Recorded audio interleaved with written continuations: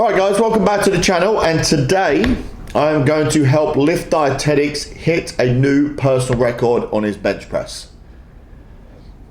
Now before I get into all the ins and outs, I think it's good to give a bit of information about Tyler. First of all, great bloke, love him. He's a dietitian as well, and I'm going to link his Instagram in the bio below. He's very good at what he does, but most importantly, I heard he's packing about 8 inches. But at the time of this video, he's in a relationship, so fellas, not today. Couple of other cool little bits of information about him is he benches 172.5 kilos. I don't know whether that's in the under 90 kilo weight class or the under 100s at the time he hit that, because I know his next competition is at the under 100s. I'm not sure what weight class he's in, but he's got a strong bench press. And he watched my last video on the 3 proven rules on how to increase your bench press, and he reached out and he asked for a couple of tips, just like I tell you guys to do every bloody video. So since Tyler was the first person to message me, he's going to get the first review. And just like me, he hasn't hit a personal record in the past 18 months. So we want to get him there. I think his first one's to get 180 kilos, but in my head I go, cool, what's going to help him get to 190 or 200? Now the structure of this video, we're going to review his lifts first of all, the strengths, the weaknesses, his cues and his tips on the positioning. We're going to talk about mobility for powerlifters, one of his apparent weaknesses. We reached out, when we were talking, we spoke about his strengths and his weaknesses, and one of his apparent ones is his mobility through his thoracic. And then we're going to talk about some programming considerations in the future. And I'm pretty pumped up about this. As I was writing the information on this video, I was watching his videos as well on my phone, and a lot of what I've got today is quite exciting, and I reckon if he implements even just some of this, he's going to get a personal record at his next comp in 15 months. So we'll see how it goes. So we look at his first video, right? It's 152.5 kilos, I believe, on the bar. It's at a commercial gym, shitty bench, all that good jazz. But the 2 major things that I saw from a weakness point of view, and I am going to get into his strengths, but the weakness that I've seen in this was he's pretty flat through his chest, and he loses his leg drive. Now Tyler does bench with heels up, but the main thing with leg drive is you want to keep the pressure on the back of your neck and traps, which I'm going to talk about later on in this video. But we're noticing that he benches 175 at 152. We're starting to see he's getting a flat chest and lacking a little bit of leg drive. In the next video, we've got 135 kilos here. So this is about 17.5 kilos less from the previous video. And his chest looks a lot higher, right? You can clearly see his chest is higher in this position. He's able to hold that chest position, and he's got better leg drive. So just off the bat, the first thing that I notice is the closer that he gets to his 1 rep max, the more I suppose we call it energy leaks that we start to see in his positioning, which can definitely affect his ability to perform at those higher maximal numbers. And then finally, in the third video, I'm not sure what the weight is on the bar. It's from the side. Knowing Tyler, though, it's probably around 145 kilos that I'm guessing. But his chest looks a little bit flatter. There's not much pressure on the neck or traps, but his leg drive looks okay. So we can see across, well, kind of like a conclusion, the weaknesses in Tyler's bench pressing is his chest height, his leg drive, and what I would call lack of pressure on his neck and shoulders, which I'll talk about shortly. But his strengths, he's got 2 really good strengths, which is consistent bar path, like you can see in video 3. He loves to use that app on your phone. And then his pressing power. Now, if you've got a lifter who's got really good pressing power, and it's their positioning that they need to work on, when I get into the programming considerations, really going to make sense as to why having the pressing power is so valuable for someone who wants to hit those upper 180, 190, 200 kilo bench pressing. So the big focus is going to be on his mobility and his program. So as we go over into the mobility side of things, we want to think of not just mobility of the thoracic spine, but also strengthening inside of that position. So when we talk about, inside of strength and powerlifting, we also talk about, or we always talk about thoracic extension.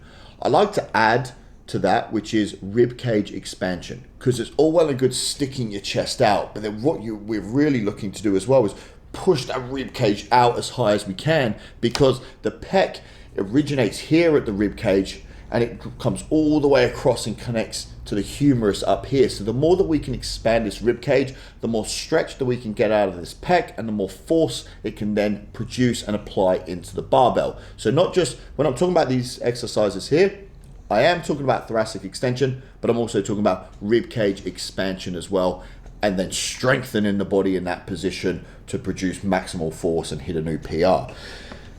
Now, when it comes to powerlifters and strength athletes, most foam rollers and body weight stretches don't work. We find them boring, right? Because the carryover between laying on a foam roller and, getting those clicks out of your spine as you do it, and then stretching your pecs and stuff like that, you've got to ask, how's that going to carry over to benching 180 kilos? Not a lot, right? Maybe like a little bit. I wouldn't even say that, but not a lot. So powerlifters tend to avoid it.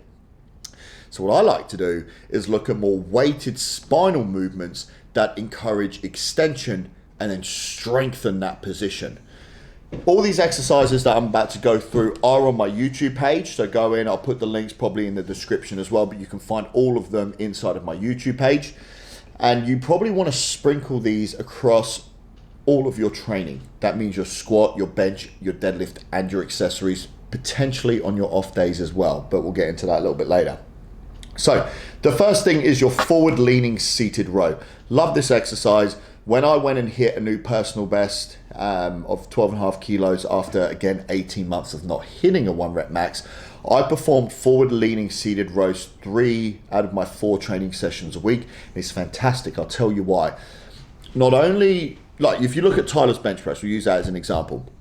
When he's benching, you can see that he's got a lot of lumbar extension, but not so much thoracic extension and rib cage expansion, right?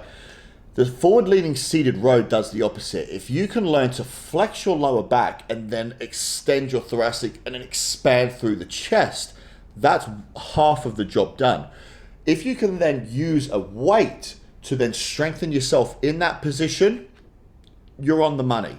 And the cue that I like to give people here isn't just create the extension and the rib cage expansion and then row. What you're looking to do is push the chest towards the handle that you're using, just like you would when you're bench pressing. So the forward leaning seated row is a fantastic exercise. For someone who lacks thoracic extension, I would get them to do that as a warm-up before they squat, bench, deadlift, and accessory. I would just get them to do it at some point inside of their program every single time they train, because it can't really do any harm. It's great for building an upper back, and it puts them in a position which they want to build into and get stronger in anyway. So that'd be my first one, forward leaning seated row. The second one would be plated GHR stretches. Now this is something that I've been using recently for myself, and I'm going to start implementing it with my lifters. But when I mentioned before about mobility and strength of the spine, this is a great exercise just to be able to stretch out the whole front sling of the body, because not only do we want thoracic extension, we need hip extension. Leaning over a GHR and just stretching the whole front of your body is great. You feel good after it. If you then do that weighted and you incorporate your shoulder in there with some elevation and just stretch out that upper pec as well, it's fantastic. A couple of things I advise with this though is holding at that end range for 3 to 5 seconds, just so you can allow your body to stretch out into that position. Right, so you might only do 5 to 8 reps, but every single rep you're leaning back over the GHR and you're stretching yourself out. You're stretching your pecs, your abs, even your hip flexors, your rec fems. You might even feel it in your biceps, but you feel great coming out of it, and it just makes you a little bit more mobile. You can also progressively overload this exercise so easily, because you can start with a band that you can pull yourself into position. You can then progress into a plate and go through multiple plates. Then you can progress into a barbell and get a little bit more explosive in that position. Little too much for this video, but just know it's there, and it's a great exercise that you can do before every training session, and it doesn't really carry over that much fatigue. The third one I advise is like a barbell slash dumbbell pullover. Everyone knows how to do this exercise. Tyler's probably gone, oh, yep, I know how to do that one. The main cues that I give with people here is flexing those hips to, flatten that lumbar spine out so they can extend that thoracic and then work inside of that new range that they've created. Again, holding between 3 to 5 seconds every single rep, and then breathing into their chest to create that expansion up here. And then finally, the foam roller on the bench press. Now, you might have heard me say before, foam rolling doesn't really work. This is the only one that I really like because you can use the bar as leverage. Essentially, you just lay over a bench press, and when you're there, you're driving your neck and shoulders down into the bench. You're pushing up using that thoracic spine and those rhomboids and those erectors to really push up and out. And then you're holding in that position anywhere from 45 seconds to a minute, breathing into that position and just expanding up and out. It's just a nice carryover before you then go and unrack the bar, and you kind of get an idea of, okay, this is how my back should feel over this foam roller, pushing up, expanding, driving my neck down. That's the pressure I should be feeling even when I just unrack 20 kilos. So those are a couple of exercises for mobility and strengthening the spine in a thoracic extension, ribcage expansion worldview. The main point, and final point that I want to give on that is you have to spend time progressively overloading these exercises like you would with your bench and accessories. There's no point in using the same weight and working within the same range at week 1 and week 4. With the forward leaning seated row, you can either watch a video back and see that you're getting more extension, or you can put a little bit more weight on the bar. The same thing goes for the plated stretches, the pullovers, and the foam roller. You're looking for some sort of progression just like you would with your bench press and accessories, right? Just bear that in mind. And the more that you do these exercises, the better that you'll get at them. So again, that's why I say sprinkle them across every time you train. You'll just get better faster, right? And you'll see that progression. So the good stuff, which Tyler's probably like, oi, give me the program considerations. And not to confuse you, T, but you've got a lot more options that you think to hit a new personal record in your next competition. So in no particular order, based on what I've seen with your bench pressing and knowing you as a lifter and the numbers that you're hitting, I'm going to start with ascending top sets with volume back-offs. I'll give you a quick example of this here. So ascending top sets, when a lifter gets pretty strong with their bench, sometimes they can take, a couple of sets to get going. Like they do one set and they're like, yeah, that was, okay. And then the second set, that's better. And that third rep's normally like that one, they're like, yeah, this is banging now. And then the fourth one's a little like, oh, I'm fatigued. What we can use is that kind of idea and put it into some ascending top set work, and you use a increasing RPE. So we'll use a single as an example, and it might be an ascending set of RPE 6, 7, and 8, hitting singles each time. So by the time you get to that top set of an RPE 8, it's just it feels amazing and it increases your confidence. And then when you're looking back at the video and you know how you're feeling at that top set, you get an idea of kind of what you want to work on. You pull back on a percentage. The percentage varies based on the lifter, so I won't give a number to work in, but you pull back on the percentage for the drop downs and you hit a little bit more volume, just focusing on those weak points that you felt at those top end numbers.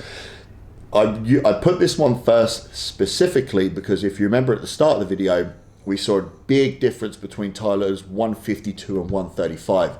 His 135 he looked great at. The 152 is where we started to see a little bit of those breakdowns as he was getting closer to his 1 rep max. So working on the skill at those top numbers will no doubt give him the better chance of hitting a PB later on. So that's number one. The second one is incorporating new exercises for positioning, such as Larsen press is great for thoracic strength and breathing. It removes leg drive, so you can obviously work more on that rib cage expansion and thoracic extension. Long pauses for leg drive and overall bodily awareness. And once the bar's at the chest, you're thinking, okay, what's going on here? Am I using my leg drive? Is it driving me up onto my trap and neck? And can I maintain that thoracic stability there and strength? They're fantastic. Tempo work, I'm sure Tyler uses tempo work already. And then just like I mentioned before, ascending top sets or top sets of somewhere between 1 to 3 reps. So incorporating those kind of exercises and knowing why you're putting them in based on weaknesses and strengths, they can be a game changer on helping someone hit a new personal record, right? Just those alone. The next one is increasing your frequency, up to 3 to 4 days a week. I don't tend to give guys who bench quite heavy 5 days, but 3 to 4 is definitely an area that they can work within. Like I said before, a lot of the industry normally just works within, a main bench day and an accessory. But in my experience, adding in those extra 2 days, fantastic. And if you spread that volume across each of those days evenly, and you kind of learn as you go along and make adjustments week to week to make sure that you're not fatiguing yourself too much, it's great because it gives you more exposure and you can spread those exercises across the week like I just mentioned. And here's a quick example, right? I've just got it written down here. So on your squat day, most people, and I know Tyler, he'll do like a squat and he'll do some back offs. You then might want to go into like a Larsen press or some pause work. Something that you can't put too much weight on the bar, but you can still focus on a position that's lacking in your top sets. On your bench day, you can hit a top set of 1 to 3 reps with some back off work, so you're getting towards that top end skill work in your bench day. On your deadlift day, you can add a little bit more volume or tempo work, or you might even want to carry over a pause or a Larsen, something that you didn't do on your squat day. And then on your accessory day, ascending top sets of 1 to 3 reps with percentage back offs, just to work on whatever you felt let you down at those top end numbers. The reps and the sets are person dependent, so I won't go into this as what you can do. You've just got to start with something and adjust as you go along to find what works best for you. And then finally, which I think will deliver big bang for your buck, is reducing the number of accessory movements across the whole program to manage fatigue as you want skill work. And I say this for a couple of reasons. Because I know Tyler and I've watched what he's doing. He's getting closer towards that 100 kilo body weight mark, right? So he's not really going to put on much more muscle between now and comp, or he'll get to a point where he's like, I don't want to be up to 110. I'm pretty close to where I want to be. So the main thing for him is skill work. Now, if you're adding bench press across 3 to 4 days a week and you're squatting, you're deadlifting on top of that at heavy numbers, it's going to be a lot of fatigue that's going to be generated during those days. So by looking at your program and thinking of exercises that you can just kind of push out for a minute or two, and then increase the amount of bench that you're doing in replace of those, that's going to help across every area that you're looking to utilize and get a new bigger PR. So that might mean just getting rid of some unnecessary shoulder work or back work or something to incorporate more bench press exercises. But the main thing there is just to make sure that the fatigue that you're generating by adding in more bench press isn't affecting not just week to week, but we're looking at it more from a global point of view and going, okay, he's got 15 weeks before his next comp. How do we build momentum between each training block to make sure he peaks correctly at competition? So it's less about thinking, okay, this is going to impact next week. We're thinking, okay, how is this going to impact the next block and the next block and the next block? And it takes, only about 2 to 3 weeks to figure that out. And then you just kind of get into your groove and then you start to build and build and build. So that's what I had for you today. I've just gone through weaknesses, strengths, mobility that you can utilize, and then programming considerations. It's now over to you. Go utilize it. Tyler, if you have any questions for me, mate, reach out. Anything I haven't answered, put them in the comments below. And guys, as always, if you want your lift reviewed, reach out to me. All my details are going to be in the comment section below, either on my personal or my business Instagram. There is also an opportunity to get a 5-week free bench press program from me, but you just have to fill in again below. The main thing you can do for me, guys, subscribe to the channel and like the page. That's all I ask. And I'll see you in the next video.